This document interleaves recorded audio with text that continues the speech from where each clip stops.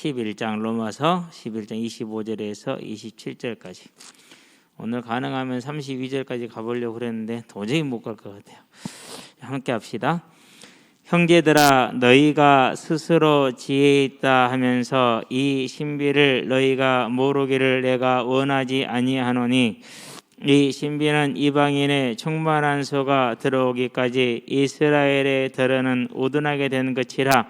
그리하여 온 이스라엘이 구원을 받으리라. 기록된 바 구원자가 시온에서 오사 야곱에게서 경건하지 않은 것을 돌이키시겠고, 내가 그들의 죄를 없이 할 때에 그들에게 이루어질 내 언약이 이것이라 함과 같으니라. 아멘. 양이 아침 2시간 반을 정리를 했는데도 7구절 정리하기가 힘들었어요. 이제 11장까지 끝나면은 나머지는 좀 더 쉬울 건데, 그래도 중요한 부분에 천천히 가보도록 합시다. 먼저 이제 25절은 무슨 말이냐면은요, 형제들아, 너희가 스스로 지혜 있다면서 이 신비를 모르는 것을 내가 원하지 않는다. 너희들 지금 모르고 있잖아, 이 말입니다.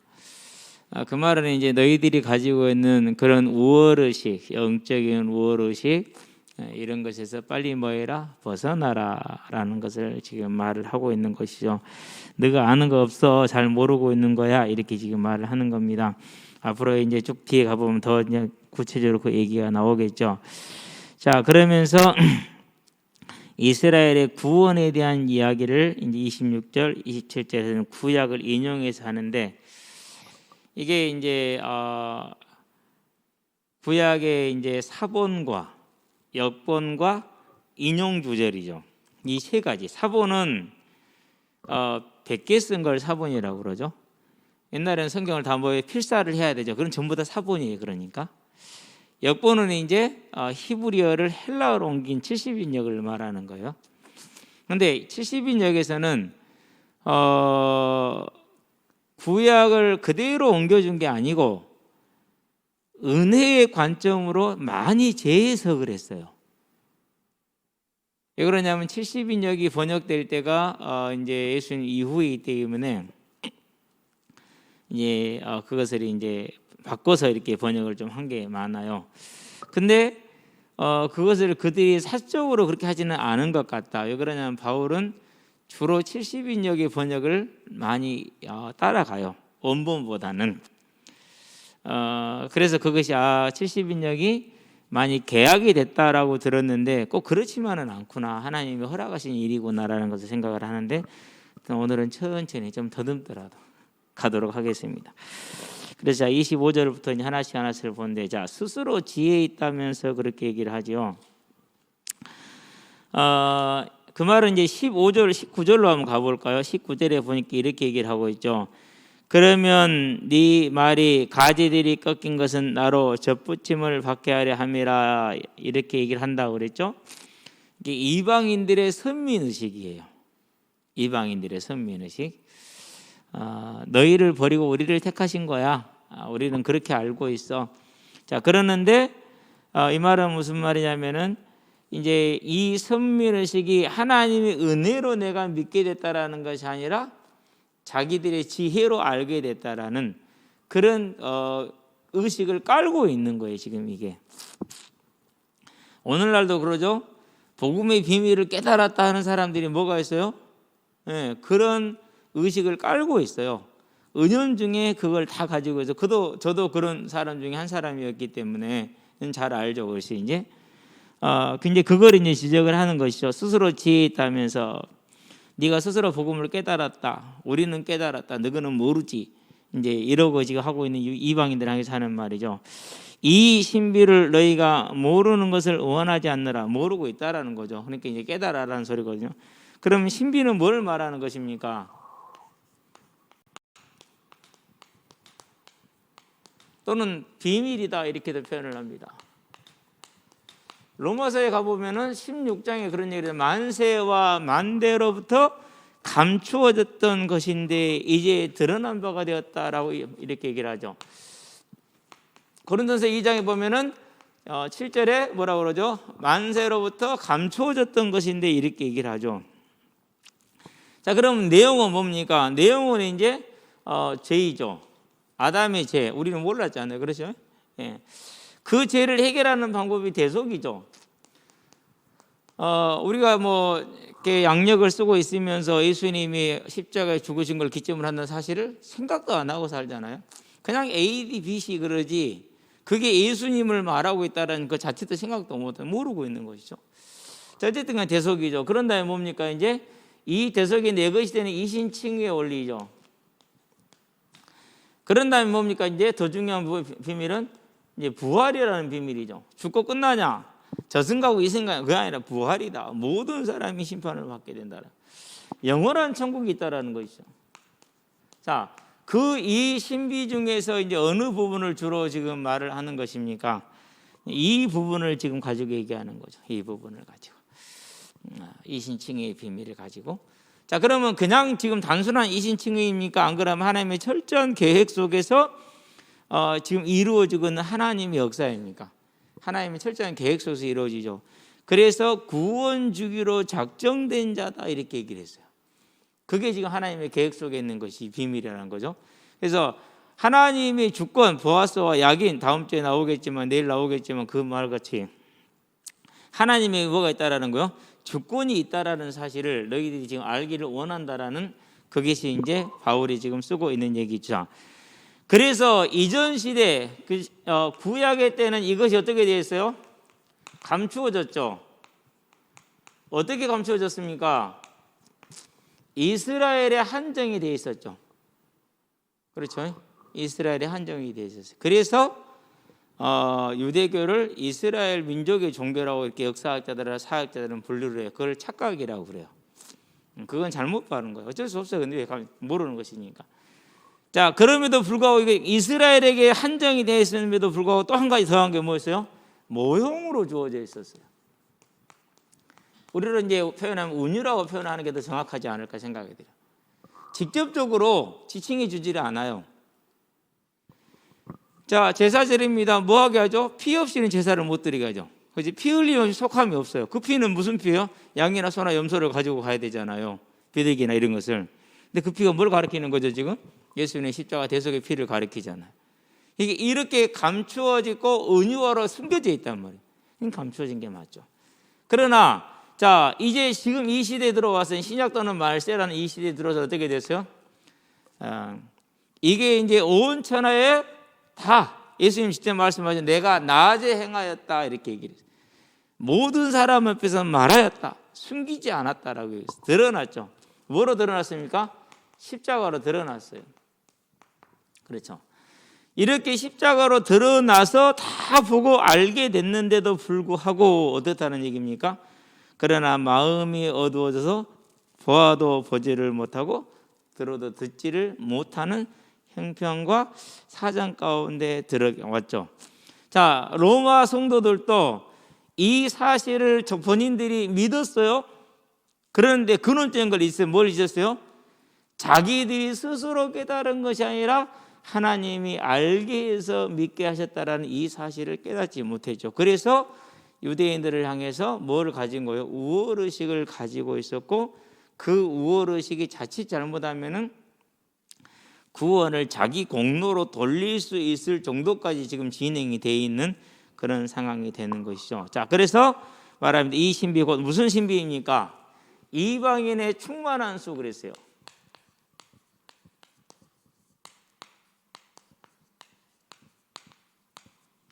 이런 걸 다르게 표현하면 어떻게 되죠? 이 복음이 모든 민족에게 증거되게 하여 증언되게 하여 전파되어야 하리니 모두가 듣게 될 거라는 걸 말하는 것이죠. 그렇죠? 이걸 다르게 표현하면 어떻게 되죠? 사도행전에 보니까 13장에서 48절에 구원 주기로 작정된 자들을 다 구원할 때까지. 이걸 또 다르게 표현하면 어떻게 되죠? 베드로후서에 보니까 3장 7, 8, 9절에 특별히 9절에 뭐라고 그랬어요? 하나님이 더디 오시는 것은 혹자들이 말하는 것처럼 재림이 없는 것이 아니라 한 사람이라도 구원을 얻기를 원하심이라 그랬어요. 그게 충만한 수라는 것이죠. 그렇죠? 자, 이 이방인의 충만한 수를 무엇에서 보여주죠? 계시록에서 보여주죠. 계시록 7장이죠. 계시록 7장에서 14,400명이 나오지. 14만 4천 명이 나오잖아요. 14만 4천 명이 나는 5절에서 8절의 내용을 제외하고 그 다음에 뭐가 나옵니까? 9절에서 12절부터는 물론 이제 5절에서 7절까지도 내용이 나오지만 8절까지 나오지만은 여기서부터 뭘 나오죠? 이제 아무도 능히 헤아릴 수 없다라고 말했어요. 현재 지상에 있는 교회의 성도들의 수를 말하는. 자, 그러면 이 능히 헤아릴 수 없는 자의 수가 뭐죠? 충만한 수가 되는 거죠. 그게 다 돌아올 때까지, 구원주의로 작정한 자들이 다 돌아올 때까지 뭐 하겠다라는 거죠? 하나님의 정말 재림의 때가 아직은 기다리고 있다라는 거죠. 자, 그러면은 이방인의 충만한 수가 지시하는 게 있어요. 그게 뭘 지시하고 있어요 지금? 마태복음 1장 14절에 있는 것처럼 재림을 지시하고 있어요. 상당히 중요한 지표를 지금 주고 있는 거예요. 근데 그냥 보면 잘 모르잖아요. 그렇죠? 자, 그러면서 더러는 우둔하게 된 것이라 그렇게 얘기를 했어요. 두 가지 정면으로 이 더러란 이 단어를 해석을 해요. 한 가지는 양적으로 해석을 해요. 양이나 정도를 가지고. 그렇게 되면 어떻게 되죠? 이스라엘의 일부가 되겠죠. 그렇죠? 하나는 시간적으로 해석을 해요. 어떤 시간적으로 해석이냐? 이방인의 충만한 수가 다 돌아오는 그 시간까지 그걸 더러라고 해석을 하는데, 그러는데 많은 사람들이 이제 일부다 안 그러면 대다수이다 이런 양적인 해석을 하고 있다라는 것이죠. 우리가 이제 단어들이 그래요. 어디로 볼 수 있는가는 이제 있는 것이. 그래서 자, 너희가 지혜가 있다 하면서 이 신비를 모르는 것을 내가 원하지 아니하노니 곧 이방인의 충만한 수가 돌아올 때까지 이스라엘의 더러는 뭐하게 된 것이다? 미련하게 되는 것이니라 이렇게 얘기를 했어요. 미련하겠다, 어두웠다, 즉 복음을 받지를 못하고 있는 것을 말하는 것이요. 자, 그러면서 이제 몇 절을 들어가면 26절을 들어가는데 이때부터 좀 복잡합니다. 뭐 그렇게 간단하게 가봅시다. 그리하여, 자, 그러므로 이제 온 이스라엘이 구원을 받으리라 그랬어요. 이방인의 충만해서 돌아오면은 어떻게 되는 거죠? 온 이스라엘 그렇게 얘기를 하죠.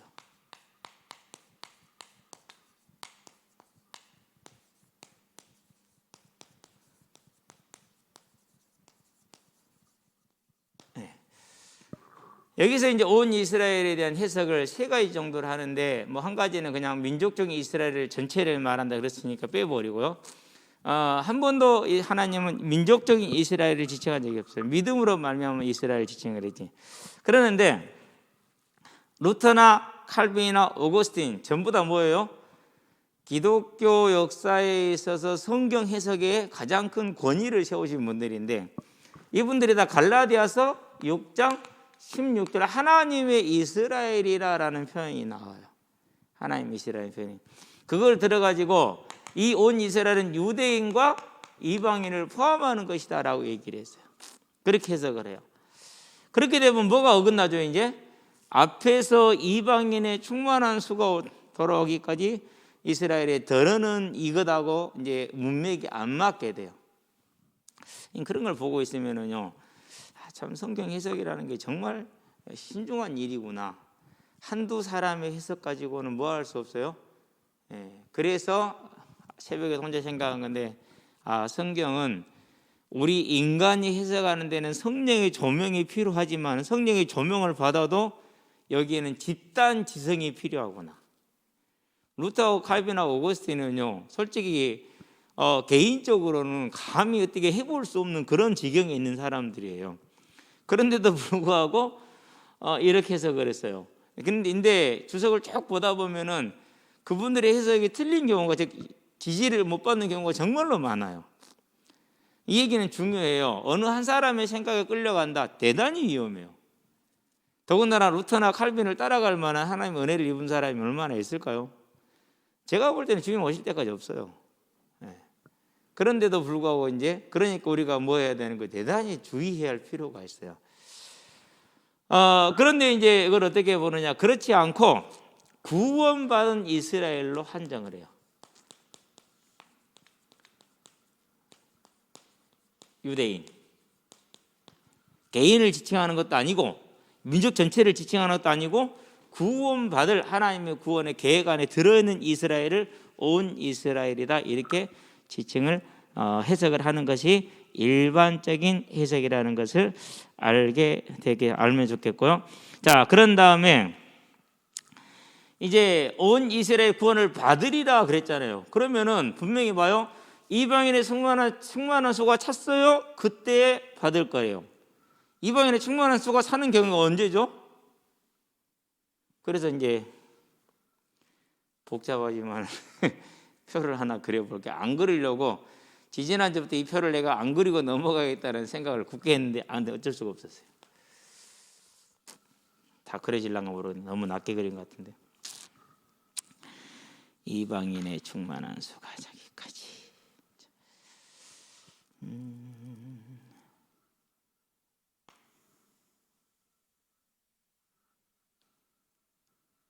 현재적, 미래. 그다음에 1, 2, 3단계. 그런 다음에 11, 12, 14, 하나, 둘, 6개. 오메. 여기까지 그렇구나. 하나 더 해야 되네. 그런 다음에 이제 6칸. 칸, 2칸, 3칸, 4칸, 5칸. 이건 뭐 실은 이 밑에는 쉬워요. 일단 그려야 되니까 그려 놓는 것이지. 자, 이렇게 해놓고 그다음 여기를 쫙 해놓고, 실은 여가 더 넓어야 되는데 절수가 많아지니까. 그런 다음에 하나를 나누고, 그런 다음에 여기서 하나를 또 나누고, 이렇게 됐어요. 별로 어렵지 않죠? 저야 이제 칠판에 그리니까 어려운데, 여기를 현재라고 칩니다. 현재가 어디 시간을 말하냐? 초림에서 재림까지를 말합니다. 미래입니다. 그럼 미래는 뭐죠? 재림에서 역사의 끝을 같이 포함하는 부분을 말하는 것입니다. 그럼 결국 이 미래도 어디에 포함되어 있는 거죠? 재림에 포함되어 있는 겁니다. 재림의 때에 그 시기에 포함되어 있어요. 아마 계시록 가지고 설명을 해보자면은 마지막 때에 잠깐 사단이 놓이는 그 시간이지 않을까. 사단이 잠깐 반드시 천년왕국이 끝나고 난 다음에, 지금을 천년왕국이라고 보는 게 대다수 학자들 해석이에요. 이 시간, 우리 지금 살고 있는 이 시간을, 이 시기가 끝나고 이제 마지막 전쟁이 있게 되는 이제 그때 이제 사단이 잠깐 놓인다고 그래서 지금은 무적에 갇혀 있는데, 그 시기를 지금 이 미래로 지칭하지 않고 있느냐, 이렇게 생각을 하고 있어요. 자, 이렇게 됩니다. 그러면 이제 여기는 이제 유대인의 현재가 되겠죠. 당연히 옆에는 뭐가 될까요? 이방인 현재가 되겠죠. 오늘날 예수님 초림한 이후 지금 진행되고 있는 이 시간표를 말하겠죠. 그럼 여기는 뭐가 되죠? 이제 유대인의 미래가 되겠죠. 자, 여기서 이방인의 미래는 있어요, 없어요? 없어요. 왜? 이걸로 재림을, 그 말은 무슨 말이죠? 여기까지가 재림의 때라는 거야. 이 시간표가, 유대 이방인의 미래는 없는 거죠. 자, 이렇게 해놓고 딱 보면은 이제 1단계는 뭡니까? 이제 유대인 현재는 뭐죠? 그들이 뭔 당해죠? 이제 구원받지 못했죠. 자, 2단계. 이방인이 뭘 받았어요? 구원을 받았죠. 그렇죠? 3단계. 누가 구원을 받아요? 유대인이 구원을 받게 되겠죠. 그 얘기를 12절에서 그런 다음에 11절인가요? 11절, 12절, 15절 이렇게 했어요. 그런 다음에 16절에서 24절, 지난주에 봤던 거 24절, 지금 보고 있는 25절, 26절, 그리고 앞으로 보게 될 30절, 31절. 내용은 뭐 다 쓰기는 복잡하니까 다 해왔던 것이니까 넘어가도록 할게요. 그러고 이제 이거 여기 끝나고 11장 끝나면 11장만 따로 올려놓을게요. 왜 그러냐면 원문들을 이렇게 대조를 해놓은 게 너무 많기 때문에 이거 정리할 때 죽는 줄 알았어요. 작년 겨울에 했잖아요. 겨울 이후에 했잖아요. 얼마나 복잡하든지. 지금은 이렇게 복잡하지 않고 머릿속에 어느 정도 정리가 됐는데 그때는 되게 복잡을 했어요. 자, 그럼 왜 이 표를 그랬느냐? 온 이스라엘이 구원을 받으리라 그랬는데 현재를 우리가 이 이방인의 충만한 수로 비춰볼 때는 재림 때까지란 말이에요. 그렇죠. 그러면은 그 이후에 받을 건데 그럼 언제인가? 아마 이제 마지막 기간 천년왕국 끝나는 사단이 잠깐 놓이는 그 기간에 구원을 받을 거라는 것입니다. 그래서 첫 번째, 자 15절을 보니까 뭐가 나왔어요? 여기서 얘기 나온 거 한번 볼까요? 15절에 이렇게 얘기를 하죠. 그들을 버리는 것이 세상의 한몫이 되거든 그 받아들이는 것이 죽은 자 가운데서 살아나는 것이 아니면 무엇이랴 그랬어요. 받아들이는 것 이꼬로 죽은 자 가운데서 살아나는 것, 부활을 지금 말해요. 그렇죠. 그러니까 이스라엘을 다 구원하는 때가 어느 때란 얘기예요? 재림의 때라는 것이요. 그걸 지금 말을 하고 있죠. 자, 두 번째, 우리가 뭘 보냐면요,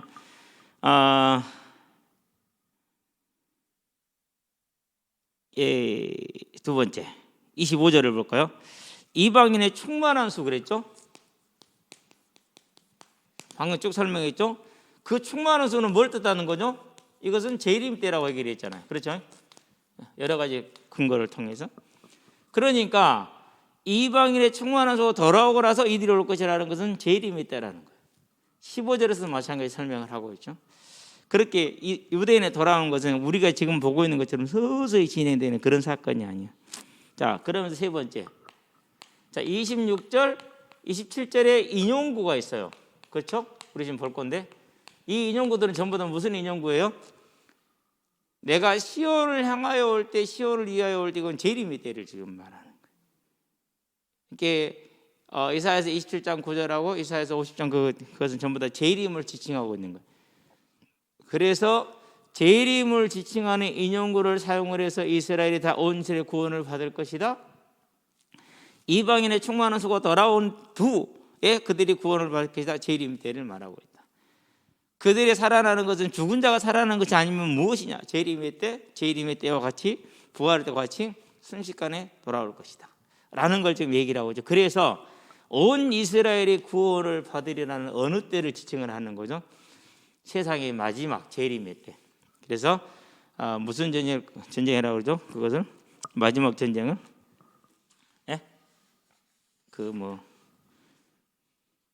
기억 갑자기 안 나는데 있어요.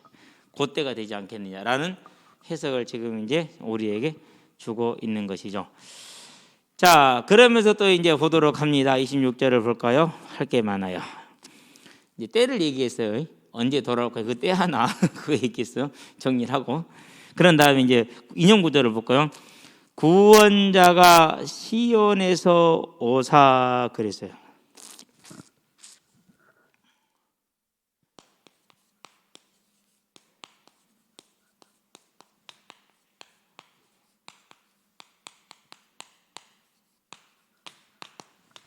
자, 이제 이것은 어디로부터라는 from이라는 단어잖아요. 그렇죠? 예. He comes from Sion 이렇게 된 거잖아요. 그렇죠? 구원자는 고엘이라는 히브리어를 가지고 있는데요. 자, 그러는데 일단은 70인역을 볼게요. 70인역 할 때 꼭 헷갈려. 70인에서 꼭 이응을 빼먹어. 여기서는 어떻게 했냐? 구원자가 시온을 향하여라고 이렇게 됐어요. 이렇게 어디를 향하여라는 뜻 말이에요. 70인역에서는 시온을 위하여 또는 향하여 그렇게 하고 있어요. 위하여도 위하여 여기서는 위하여.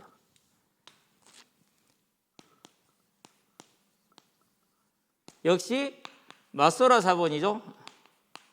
이 마소라 사본도 이런 뜻을 전치사를 사용을 했어요. 그런데 여기서는 어디에서라는 뜻으로 바꿔놨잖아요. 이건 바울이 바꾼 거예요.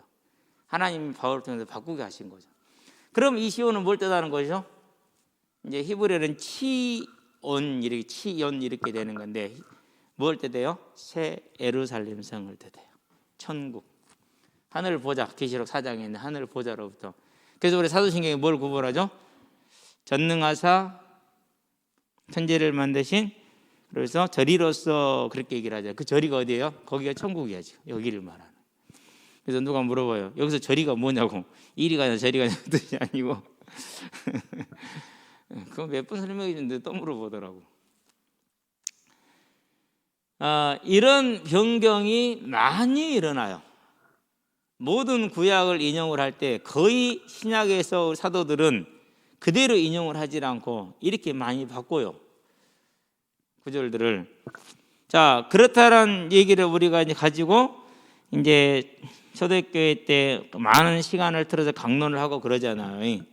저런 설명을 하지 않았을 것인가라는 그런 생각을 하지요. 그래서 시온으로부터 온다라고 바울은 바꿨고 70인역이나 마소라 사본에서는 시온을 위하여 시온을 향하여 올 것이다 라고 했어요. 그 얘기는 이제 바울이 저렇게 바꾼 이유는 왜 그러죠? 하나님이 바꿔주신 이유가 구원이 임하는 장면을 이제 더 구체화시키기 위한 것이고 위한 것에서 그렇게 한 것이다라고 하면 되겠고요.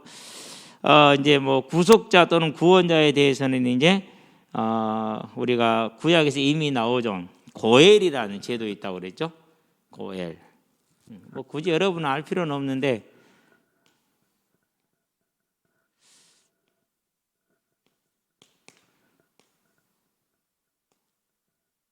이렇게 됐어요. 그래서 이게 고예요.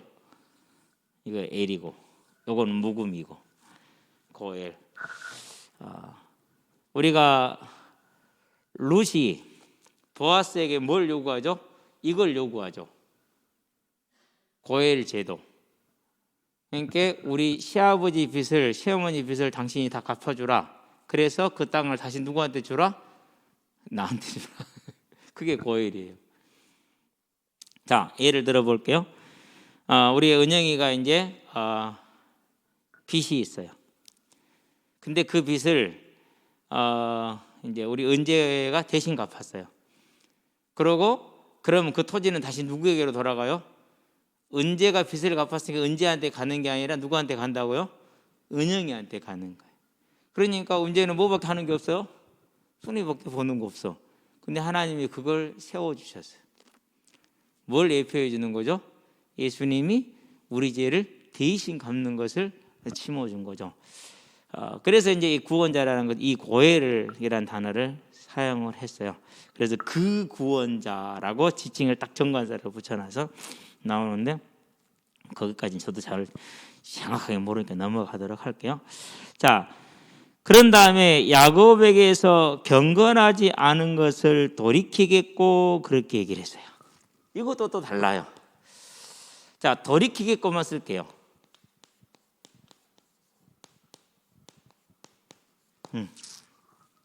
원문 마소라 사본입니다. 아무래도 이제 사본이라는 거 그대로 옮겨 쓴 것이니까. 왜 마소라 사본을 많이 듣냐 하면은요, AD 5세기에서 AD 10세기까지 5세기 동안에 거의 모든 사본을 총 집결한 게 이 마소라 사본이에요. 사본들이 다 조각조각에 있어요. 한 권이 다 있는 사본이 거의 없어요. 그런 사본들이 수백 개가 흩어져 있는데 그 흩어진 수백 개 사본을 5세기 동안 모아가지고 집대성을 정리한 게 마소라 사본이에요. 그래서 가장 권위 있는 사본에 해당이 돼요. 그 마소라 학파의 그 500년에 걸친 노력은 솔직히 상상을 초월하죠. 제가 그걸 보면서 오늘날도 유대인들은 그 믿음을 그대로 가지고 있잖아요.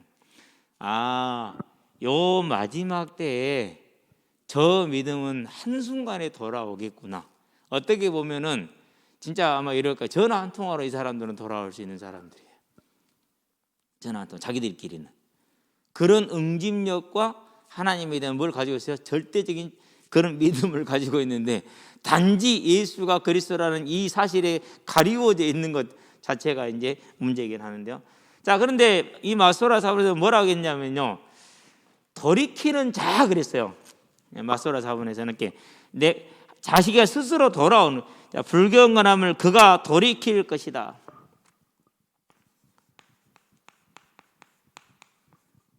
이렇게 얘기를 했어요. 내가 스스로 회개하는 거죠. 그렇죠? 네. 자, 이것을 70인역을 어떻게 했느냐? 돌이키겠다라고 했어요. 그러니까 사도 바울은 어디 걸 쓴 거죠? 70인역 것을 사용을 한 거죠. 그렇죠? 그럼 봐봐요. 이제 70인역이 어떻게 바뀐 거예요? 이렇게 마소라 사본의 것을 구약을 번역을 했는데 돌이키는 자를 돌이키게 그랬어요. 이것은 능동적인, 우리가 해야 되는 거죠. 이것은 수동적인 거죠. 하나님이 돌이키는 것이죠. 그렇죠? 그래서 이 사람들이 이제 은혜의 시대에 왔는데 은혜를 모르는 사람들인데 왜 이렇게 했을까? 참 의문스러워요. 신비해. 이것도 하나가. 이 사람들은 유대인들이잖아요. 예수를 안 믿는 사람들이고. 그런 그들이 했는데도 불구하고 돌이키는 자가 아니라 돌이키겠다라고 바꿔놨어요. 근데 바울은 그러니까 이스라엘을 하나님이 지금도 뭐 하고 있는 거예요? 붙들고 있는 게 사실이에요. 자, 우리는 이걸 이제 알아야 되겠고. 자, 마지막 절 갑시다. 27절. 가능할런가 모르겠네. 자, 27절 보니까 내가 그들의 죄를 없이 할 때에 그렇게 얘기를 하죠. 예.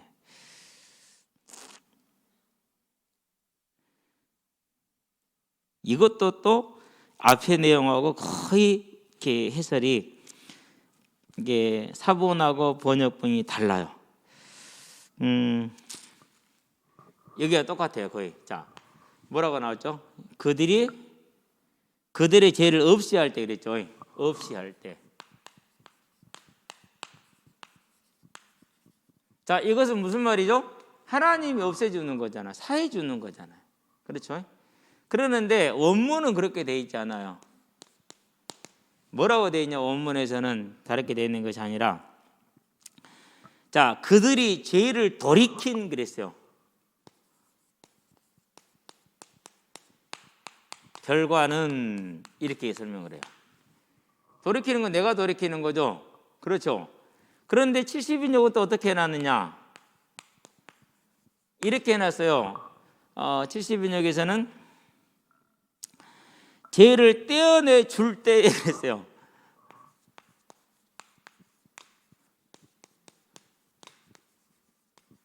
이렇게 얘기를 했어요.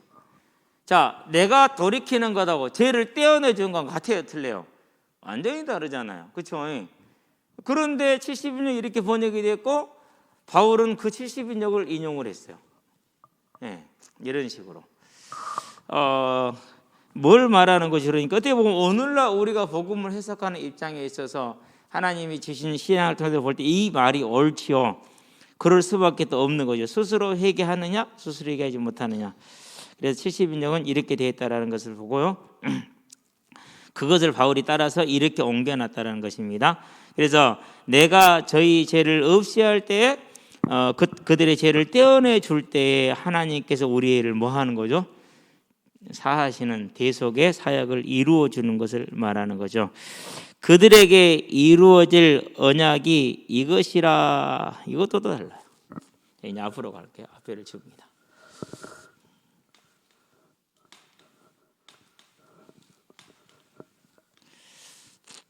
자, 그들에게 이루어질 언약 그랬죠. 이루어 줄 거라고 그랬어요. 그렇죠. 근데 원문은 어떻게 되어 있느냐? 물론 이제 이게 원문은 지금 이사야서라는 거 성경에 나와 있으니까 이사야서 27장 9절이라든가 이런 건 제가 얘기를 않고 넘어가니까 여러분은 그거 알아서 보시면 됩니다. 밑에 있으니까는. 그렇죠. 자, 원문에서는 내가 그들과 함께 언약을 이렇게 나와요. 함께로 나와요. 그런데 70인역을 어떻게 했느냐? 이제 이 원문을 번역을 하는 70인역에서는 어떻게 번역을 했냐면 나에게로 말미암은 그렇게 얘기를 했어요.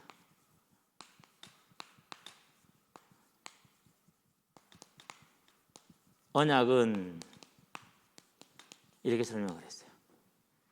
내가 그들에게 이루어질 언약은 이것이라 그렇게 하잖아요.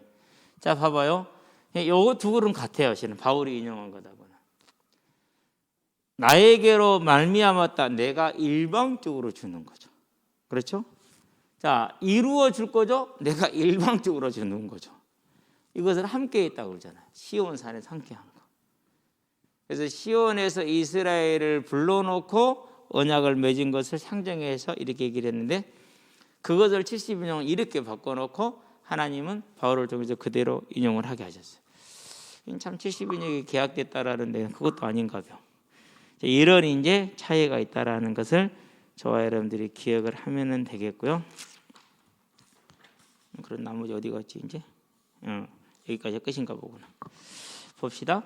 내가 그들의 죄를 없이 할 때 그들에게 이루어질 내 언약이 이것이라 그렇게 얘기를 했죠. 여기서 이제 바울은 또 이제 70인역에서는 하마르티아라고 단수를 썼는데, 바울은 하마르티아스라는 복수를 사용을 해요. 죄라는 개념을 이제 더 폭을 넓힌 것이죠.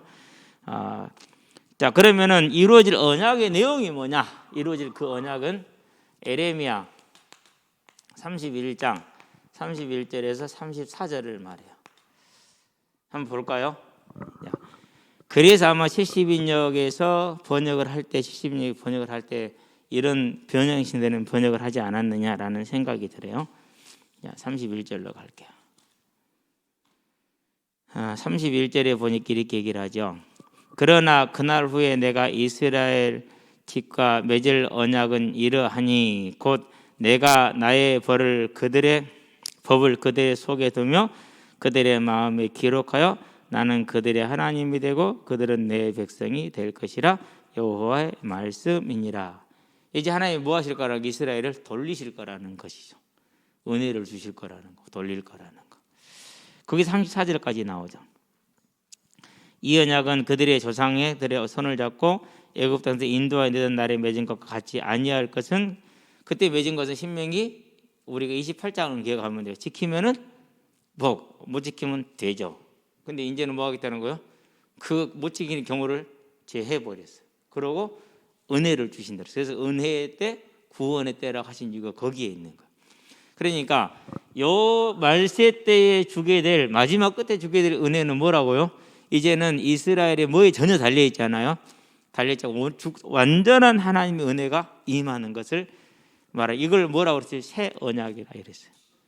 그래서 바울이 이걸 가지고 와서 앞으로 이스라엘이 이렇게 돌아오게 될 것이다, 온 유대인들이라는 것을 설명을 지금 해주고 있는 것이죠. 그 얘기는 뭘 말하는 것이죠? 너희에게 임한 이 구원도 영원하고 완전하다. 변함이 없으니까 뭐에 서라? 믿음의 확신에 서라라고 이제 현재의 이스라엘을 뭐로 삼았어요? 증인으로 삼은 거예요. 그러니까 우리는 구원의 확신이라는 것을 말을 할 때 물론 다양한 측면으로 우리가 이것을 접근할 수 있어요. 하나님은 그걸 다 허락을 하시고 또 하나님 안에 있는 것이기 때문에.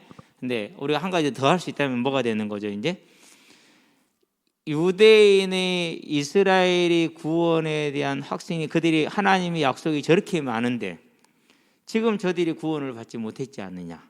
그건 뭐냐? 그 말은 지금 우리에게 있는 이 구원도 뭐 할 수 있다라는 거죠? 저들에게 취소된 것처럼 우리에게도 취소될 수 있다는 얘기가 아니냐? 그러니까 우리가 알고 있는 그냥 개인적인 어떤 확신 이런 거하고 차원이 다른 거예요, 이게 지금. 세계를, 전 세계 모든 족속을 구원하겠다는 그 구원의 약속이 맞냐? 아니지 않냐? 이스라엘 봐라, 떨어졌지 않냐? 이렇게 약속을 변경시킬 수 있을 것 아니냐? 라는 의문과 불신을 제기한 것에 대해서 바울이 뭐 한 거예요? 유대인을 변호한 거예요? 안 그러면은 하나님을 변호한 거예요? 하나님을 변호함으로 우리의 구원이 뭐한 걸 말한 거예요? 확실한 걸 말한 거죠. 이런 걸 가르쳐서 뭐라고 그래요? 그걸 구원의 확신이라고 그래요. 그죠? 이제 저와 여러분들이 정말 이 구원의 확신 가운데, 그래서 로마 교회에 이 편지를 쓴 게 얼마나 큰 그림 속에 있었는지를 우리가 뭐 할 수 있어요? 볼 수가 있는 것이죠. 기도합시다. 살아계신 아버지 하나님, 이스라엘을 향한 하나님의 구원의 계획이 영원하며 완전한 것을 로마서를 통해서 보이심으로 우리와 모든 백성들을 향한, 전 세계를 향한 하나님의 구원 또한 영원하며 완전한 사실을 확증한 것을 감사를 드리고, 이제 우리가 이 믿음의 확신 가운데 서게 하셔서 우리에게 주어져 있는 영적인 싸움을 싸우되 인내로서 우리 앞에 당한 경주를 함으로 주께서 누리신 그 보좌에 올라가는 이 땅에서 승리한 자의 삶을 살게 하시고, 특별히 대학 청년의 때 이 믿음에 든든히 세워짐으로 저들의 일생을 통해서 이루시고자 하는 하나님의 원대하시고 영원하신 그 계획이 성취되게 하시기를 그리스도신 예수의 이름으로 기도합니다. 아멘.